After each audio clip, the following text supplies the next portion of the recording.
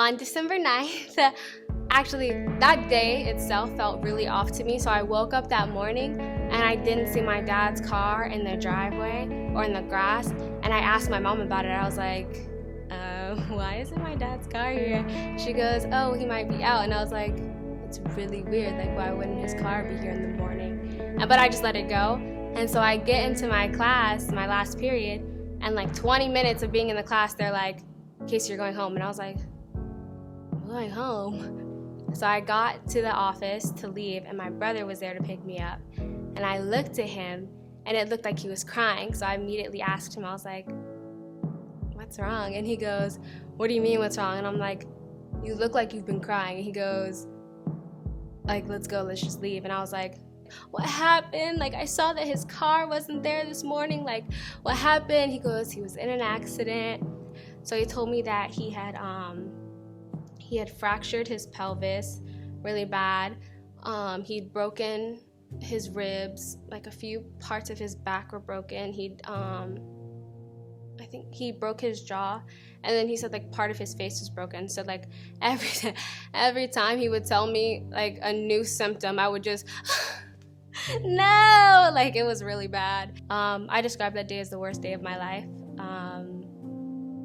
It was really hard on my family because for a month, basically, we were living in the hospital.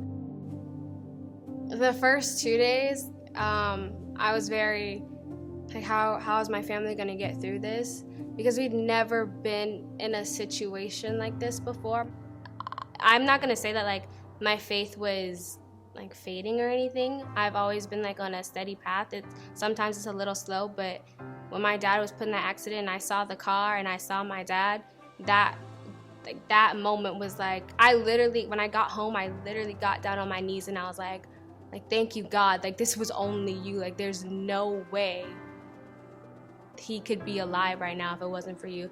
I sit in my sadness a lot, but I know that his intentions are always good, that God in himself is good.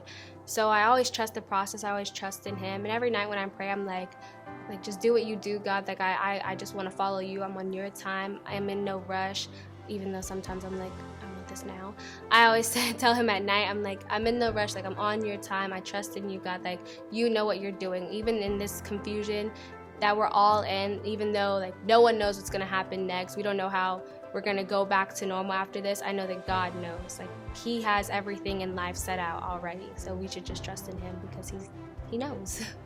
God's got this. I don't got this, but God's got this. And he knows everything. He has everything planned out. There's not a thing that he doesn't know. We are in the unknown, but God's never in the unknown. So you just trust in him.